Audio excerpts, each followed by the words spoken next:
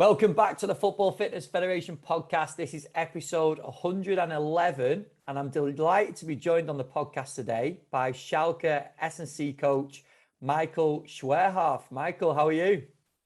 Hi Ben, thank you for having me. I'm great to be here. I'm good so far. I'm very excited what it will be today.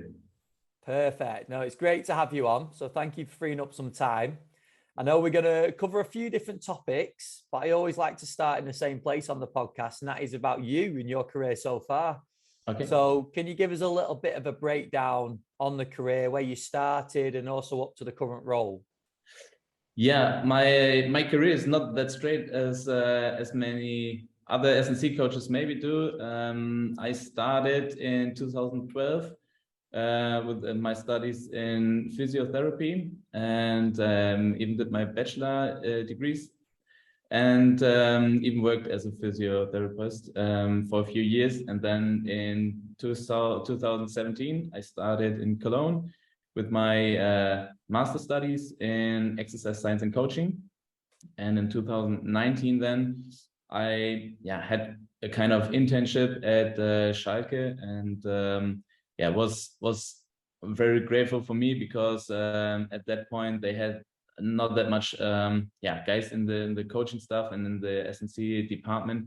So I was in the lucky situation that they gave me a full-time job, and I started with the under 12, under 13, under 14 team, and had the chance to do some conceptual things. I had the opportunity to bring my own ideas into the work here, and then, as many of you guys maybe know, Schalke had a bad time. They went to second league, and they changed the whole stuff.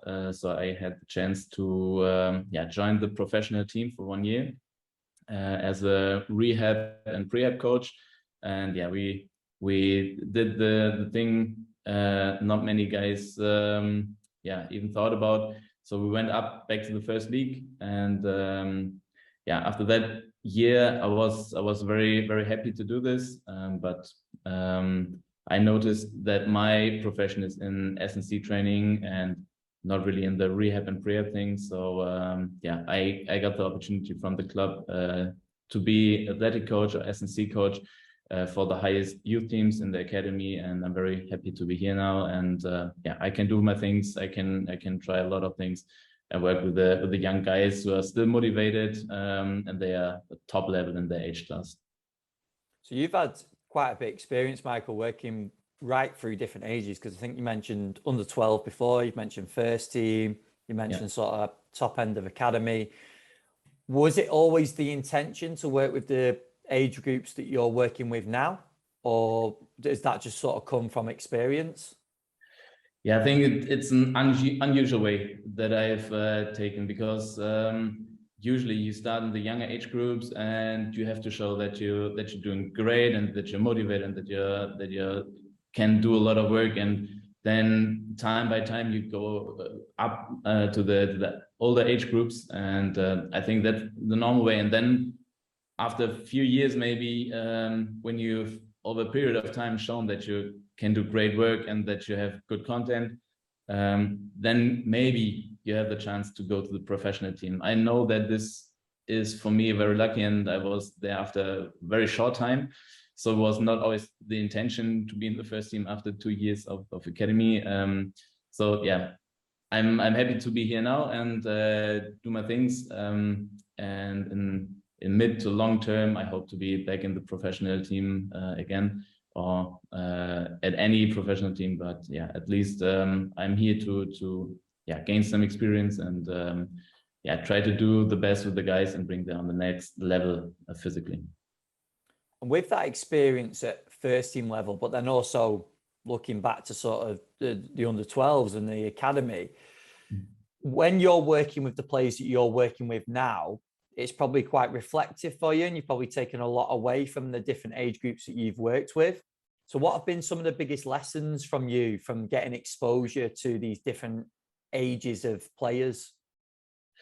Yeah, the biggest difference between the very young age groups like under 12 or under 13 is there you don't do specific strength training. You're not that much time in the gym. So you're mostly, or the most of the time on the pitch and doing things in a football specific way, and try to implement your content in a football specific way. So I was trying to do my athletic training with the ball, and always have a technical or tactical content together to implement this. And when I then was at the professional team, the whole thing changed, and I was a lot of time with my colleagues in the gym. We had specific strength training with a lot of squats and deadlift, and this was kind of whole new world for me.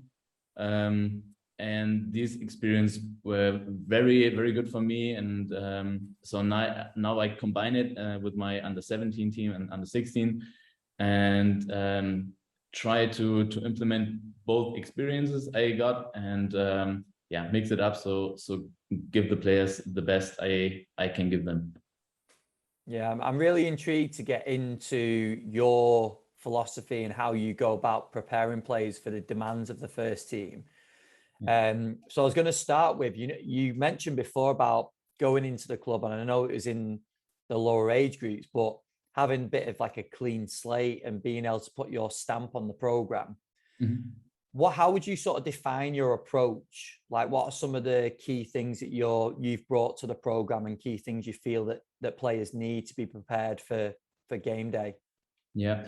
To be honest, I noticed that my work changed over the time, because when I came here, I was very into this opinion. Everything we have to do is on the pitch. We don't need the gym, and we don't need strength training. And I thought I could give the players all they need on the pitch with sprinting and change of direction and agility and stuff. And this worked with the younger age groups, but then when I worked with a professional team, I noticed the loads you need to give them, or you have to give them to stand or withstand the match load. You can't do this only on the pitch.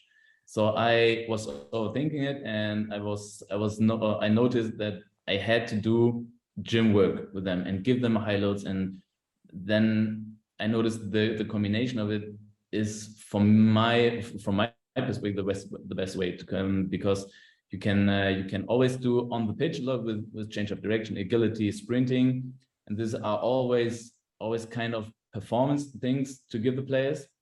But at the end, you need to build up the base, the foundation in the gym, to give them strengths, to make them to lower the injury risk, and then bring the performance on the pitch. So what I am now thinking about is, gym is foundation, giving them strength, giving them power, make them resistant and resist the load they have to do.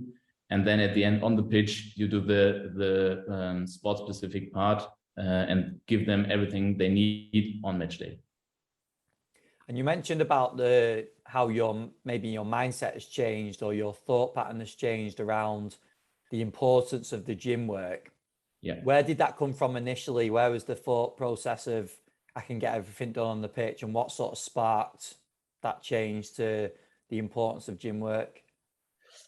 Yeah, I was when I saw how my colleagues were working, and they had a lot of experience in professional teams, and I saw that what they were doing in the gym, I was overthinking my own training and was thinking, okay, this part was missing.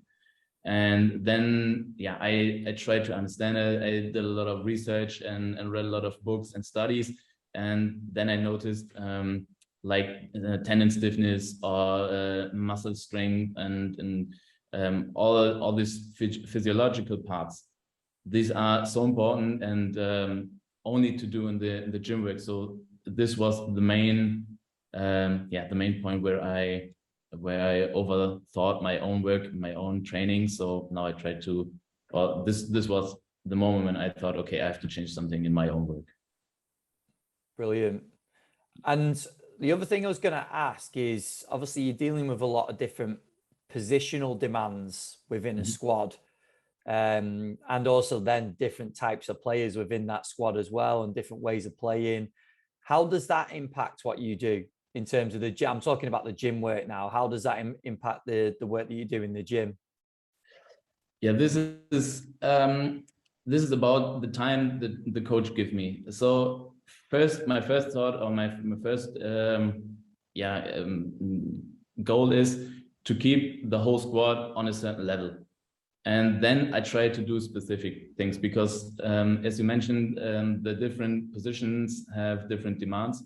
So for the wingers, or for the center backs, or the strikers, I try to do like profiles with the data I get. We're working with the Polar system, and I try to find benchmarks. So how many sprints do they have to do? How many high intensity distance do they have to cover?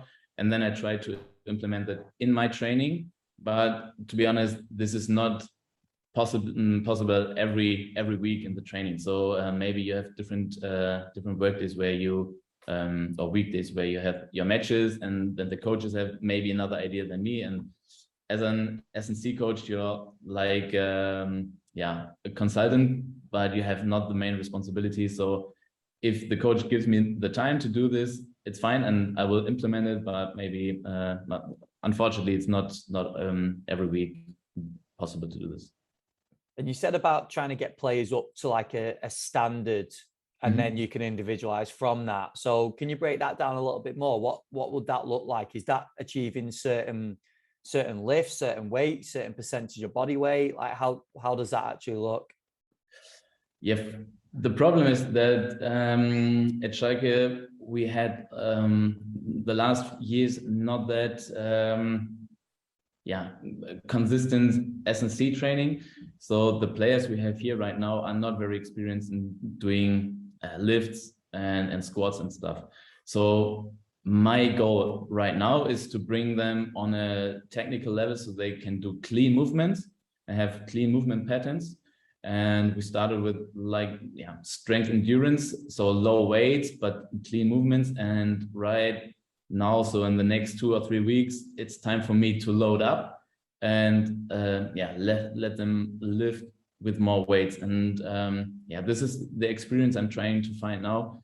So how many percentage of their body weight do they have to lift to give them a good standard and to make them resist and strong enough to compete on the pitch.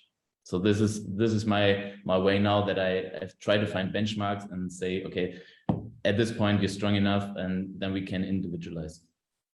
Yeah, it's really interesting, isn't it? And I suppose, like you say, a goal can simply be that consistency when a squad has been so inconsistent and such low age, like training age as well, because that is really important, isn't it, in terms of exposure to weight training? I'm sure other clubs are a lot of ahead of us, because they have more experience and they start even earlier in doing lifts and working, by example, with the barbell, the players, for them it's normal for them to be in the gym and to do lifts, and they can do it on their own. But unfortunately, we are not at that point. So I try to implement it, and my colleagues here in the academy, we have one opinion and one mindset. So right now, from the beginning of this season, we started to implement it, and I hope in 3, 4, 5 years, when we consistently work, then it's even normal for the players too, and we have more data, we have more experience, and then everything is in line, and the players can work with that. And what's the reason behind that, Michael? Is that from players coming in from different clubs, or is it just that the program hasn't been in place at Schalke before? Like, what's the reason for the players not having that exposure yet? Yeah, to be honest, we had a lot of different coaches here the last years, and when I came here in 2019, I had the head of the department in the academy already started to bring more structure into the S&C work, and this worked well for a year. And as I mentioned before, then Schalke had bad times financially and in the league, so everything mixes up. It was very inconstantly, and lots of changes in the personnel here. So it's hard to say, and I'm sorry to say that for the players, but they had not the quality work in S&C they should have in this for this club, I think. Well, that's a really important point as well, isn't it? Because you have to take your current circumstances and work from that point. So if coaches have got players that have bigger training experience, or even a mix of some that do and some that don't, you've got to take it from that point, can't you? You can't go in with just a program in mind and put that in place regardless. Like what you've done is you've gone in and taken the players where they're at currently and give them something appropriate from where they're at now. I tried to take them where they are, and I think it's the wrong point to go them to the gym and throw a barbell at them and say, here, you have to squat now and do this, you're old enough. So it's a long way to give them the right technique and look at them and teach them and do corrective exercises and take them where they are right now. And as you said, accept the circumstances and then work from this point on and try to do the best for them. And then this is probably looking forward on the program now, where you've implemented the things that you've talked about that you're trying to push to the players. But in terms of like key lifts, indicator lifts, do you have anything that you work back to in that regards, or is that going to be something that you're going to basically just see what fits with the program and how well the players progress? Sorry, I didn't get that. So have you got any key indicator lifts, or any certain exercises that you revert back to that might get retested? Yeah, my focus is on back squat and deadlift. So these are the two main exercises I build everything around. So when I do this, so squats as a knee dominant exercise and lift as a hip dominant exercise are the main points in my strength circle. And then I have transitioning exercise like jumps or accelerations, or even accelerations with resistance bands, and try to transform the power from this lift exercise into a football specific movement. I try to bring the players from the point where they are now, from not knowing how to squat, over front squat, maybe with a kind of kettlebell, and progress it step by step, so they have a good movement pattern, clean movement pattern with low weights, and know how to move, and to get a feeling how they have to move, and then progress it to a clean back squat. So then when this is done, I can load up the weight, and then I think the benefit from it will be even bigger. And same way as with a deadlift, I started even there with a kettlebell to bring them to a clean movement, and then build up the weight. Brilliant. And I was just going to ask as well, because I think it might be interesting for a few coaches. You said about creating clean movement, trying to get players prepared to squat with the bar. Mm-hmm. When does that decision come? Is there something where you notice, right, a player's been through a program of 6 weeks, 12 weeks, and we've prepared them for this point? Or is it a case of judging it day by day and saying, right, that player is now ready, let's try and test them a little bit more because they're looking like they've progressed well? I'm taking at least 6 or 7 weeks to do the foundation and try to correct every player in that time, in kind of strength circle I do. But the time I have with them in the gym is very limited. So I can't really be too individualized, because I then have 20 players there and have 10 exercises and let them do in groups of 2. So I try to see every player over a period of time, how he develops and how he's doing the squats. And then I think after this period of time, I can go to the next step, and then it can work. but yeah, this is the different part of difficult part of the training when they are in this young training age and have no experience with this weights, and you implement it in the age of 16 or 17. So this is some difficult point, but I try to do my best to get the players on a level where they can work. And just on the staffing side of things, Michael, who else is in the department with yourself? Is it you just leading on the session? So when you're in the gym carrying out these programs, is that just yourself, or is there other coaches as well?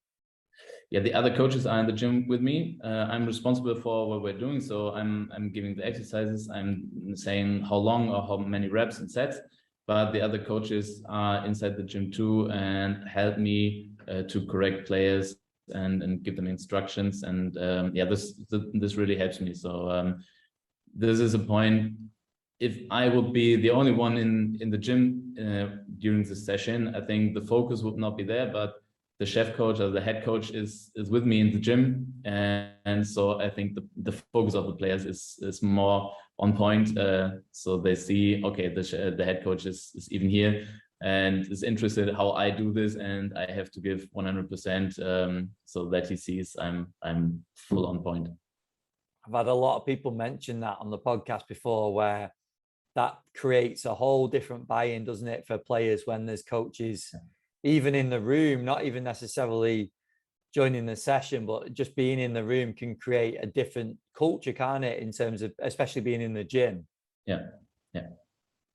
This I noticed that because sometimes when the head coach is on the pitch and maybe is doing some organizational things, it's very hard to get into the session. And when he comes and joins the session, everything is just light up and full on point. And but I try to catch the players, but I think this is a normal thing in soccer. So yeah, definitely. No, the reason I asked about the staffing is because that can impact things sometimes, can't it, in terms of how in depth you get with the programming, or even what exercises you're selecting players to do.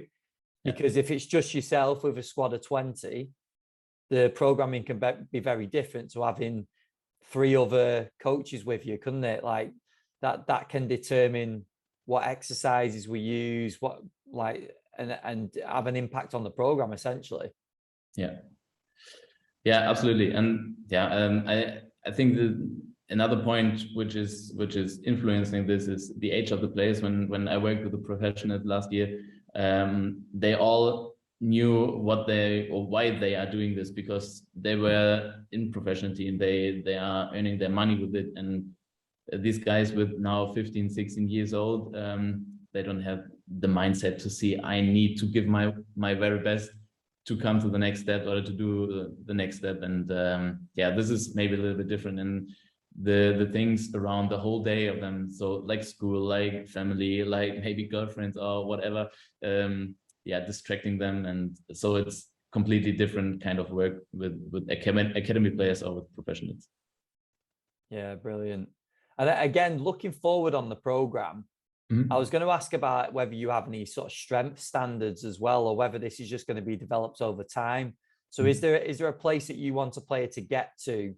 And I know we're not going to say that they're strong enough when they get to that point, because we know that's not the case, but because it is a constant work is going to be done, isn't it? But is there somewhere where you're like, right, once I've got the player under the bar, they're able to squat, then I start loading them, I'm actually trying to get them to here? Like, is there a point that you're trying to get them to, or is it a case again of just managing each individual? Yeah, my plan is kind of half year progression. So I put it into blocks, and as I mentioned, I started with the technical part. Then next step would be kind of strength endurance, where you have where you let the muscle grow, and where you have the metabolic adaptation. After this block, I will go over to a kind of sub-maximal or hypertrophy phase, where I change the set and reps again. And then at the end, the last block of this half year will be an explosive training block. So this is my progression, and I try to find the weights and the set and reps for the parameters for the players who fits the best for the team. So maybe for one player it's more beneficial than for the others, but as I said before, I have limited time into the gym, so I can't do too individualized. I wish I could do more, but yeah, because of organizational things and the time the players are at Schalke is very limited. So yeah, the work is not as individualized as I want to, but I try with this progression to bring them from this point where they are now to a very strong athlete, a powerful athlete, and yeah, give them all they need to perform on the pitch in their best way. Yeah, bro. I did a podcast, Michael, not so long ago with Bram Swinnon, who's over at Genk, and he touched on velocity-based training, and not only using velocity-based training, but also how they use it to individualize and ensure that we're training for what we're setting out to train, because instead of falling in the trap of doing 10 reps for the sake of doing 10 reps, we want to try and use it for a reason. So is that something that potentially is going to come into the program as well? Is there any sort of velocity focused training that is going to be included? Yeah, I see a lot of content Bram is doing on Instagram and on LinkedIn and stuff. It's brilliant what he does, and I love his ideas and I love his movement patterns, and he's very into detail and yeah, very, very complex training. I love to see what he does. And I think this is very, very beneficial for the players, because this is the possibility to work very individualized. And as I see on his videos and pictures, he's working with the Kaiser system, and yeah, you even get a directly response from this device, and you see how fast or how much of the repetitions and or your maximum you did in this one repetition. And then if you go below this value, stop the exercise because it's not fast or explosive enough. So we have also Kaiser devices here, but yeah, very in a limited way. So I can't do this for every exercise I want to, and so I try to mix it up. But the players, yeah, need some time to get used to these devices and know how this reacts. And yeah, but I think it's definitely a good possibility to work in individualized programs. Yeah. And just on that point as well, getting into the details on the program around triphasic, and not necessarily the triphasic training as it is in Cal Dietz's book and the detail that he goes into. Yeah. But just interested in like how you would use the phases of training, and how that would be programmed across a season, across a week, with certain players at certain times of their development. How would you go about that? Yeah, I read the book from Cal. It's brilliant, and I love how he writes that, and it's yeah, like every time I read some pages, it's like a session in my studies or something like that. So it's very interesting, and I get new impacts from that. Right now it's difficult for me to focus on the different phases of the contraction. But when I worked with the professional players last year, especially in rehab, I very focused on the different phases. So even we had a lot of players with knee pain and like tendon problems, and with them I worked especially on the eccentric phase. And I had a player who was injured and was out over a specific period of time, and then we started with concentric contraction, then concentric and isometric contraction, and then at the end I added eccentric, and then I combined it into a dynamic contraction. So like I tried to isolate the contraction forms and work in these phases. And then when I had the feeling and I saw the movement quality is good enough and he can combine it and he can do a dynamic contraction, then I put all three together and tried to work on explosive movements. And this worked very well. And so yeah, I had a big benefit from isolating these phases and then bring it up together. And I know your role within the first team was more rehab focused, wasn't it, at that point? But what was it like with the players that were fit in terms of the strength work that they were doing in regards to like the triphasic approach, eccentric, isometric, concentric? Like what was the microdosing approach that the players would be using throughout the season? To be honest, I wasn't so much involved in the head of the department's plans, so I'm sure he had like progression and planning into these phases. He's top of his level, so he's very good, and I learned a lot from him. But I don't know every detail of his plans, so I'm sure he had a view on this and tried to implement this in this work.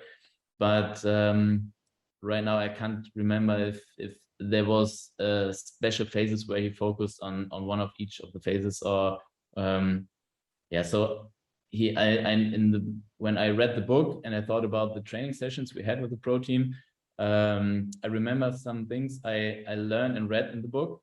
So I thought, okay, this could be the idea from Khalid maybe, or probably, but I'm not sure about his detailed planning, so I can't really answer it. No, I appreciate that, and I know, like I just mentioned before, that your role was in the rehab with the players, so I really appreciate you going into that in detail. Michael, we always finish these podcasts with the quick fire questions, so if that's okay with you, we'll get into those now. The first one being, who have been some of the biggest influences on your career so far? Yeah, I try to read a lot of books and studies and stuff, and yeah, Khalid is definitely one of the persons who influenced me in the last time, and Lan Jovanovic is one of the guys who's always popping up in my LinkedIn story or timeline. So he's very interesting for me, and yeah, so this would be the 2 or 3 guys, I guess, who have the biggest influence for me. Brilliant. What would you say your biggest strength is as a practitioner? Sorry? What would you say your biggest strength is as a coach? Okay, I think my biggest strength is to have a good relationship to the players. I can have fun with them. I'm on a good level, so in a social way, but when it comes to my strength training and I'm responsible for the training session, the guys know they have to perform, and then fun stops and work has to be done. So I think the combination of being fun, being good with them, but also being strict and wanting them to perform is one point I can do right good. Yeah. Brill. And in terms of some top advice, I always like to ask on, if you were to go back to Michael a few years ago and speak to a younger Michael, what would be the top bit of maybe career advice mainly? What would be the top bit of a career advice for yourself? Definitely don't believe everything they tell you, because the difference between the theory and the studies and the experiences you do in the academy or with the teams is there's a big gap. And my advice would be, try to find as many internships as you can do. I reckon that's one of the best answers I've had on that one. Yeah, it's so true though, isn't it? Like in terms of what we learn, we take it as gospel, and then I think at a time when you've not got as much experience, it's only natural to just take that on and believe it. And not that everything's incorrect by any means, but you're right. How things get applied in the real world is very different, isn't it? Yeah, definitely. Yeah. Michael, you've mentioned a few times that you're reading and you're constantly upskilling as a practitioner. So what's your approach to continued development? Is that courses, obviously reading, podcast, articles, research? How do you go about improving yourself as a practitioner? Yeah, I think reading is one of the big parts. I made a lot of courses. And right now I'm at the point where I say, okay, the courses I do it's interesting and it's good as kind of refreshing things and talk about things and networking with other people, but the content is very similar. And I think the best way to develop is talk to other professionals, learn from their experience, go to conferences or something like that, meetups with other S&C coaches, and just talk about how you work and let them tell how they work, and then try to find the best way to find to mix it up and do the best what you can do. Because if you just work on your own and don't get any ideas from right or left, then I think it's the best way to not improve. And I think the networking and exchange with other professionals is the best way to develop. I keep sneaking this question onto the podcast just for personal interest, but you obviously mentioned Carl Dietz's book. Is there any other books, not necessarily just on sort of performance and S&C, but is there any book recommendations that you've got? Something that's not football or S&C specific is from Ryan Holiday, The Biggest Enemy is Your Ego. Yeah. So I read that and was mind-blowing for me. And in S&C work, I right now I am already reading What We Need Speed from Henk Kraaienhof. So this is very beneficial for me, especially in sprint training. And I had a course with Ian Jeffreys from the NSCA. He has lots of books about game speed, game agility. This I can recommend. Brilliant. Michael, that's been amazing having you on. Thank you for coming on. Thank you for having me. If people have got questions for yourself, or they want to reach out just for a chat in general, where would you direct them? Is there any links that you've got that you direct them to?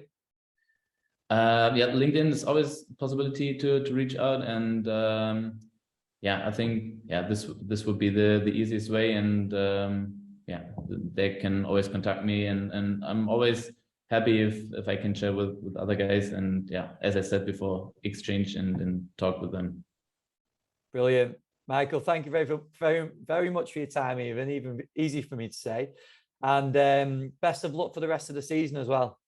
Yeah, thanks for having me. It was a great time. It was a good experience, and I was happy that you asked me, and wish you a good weekend.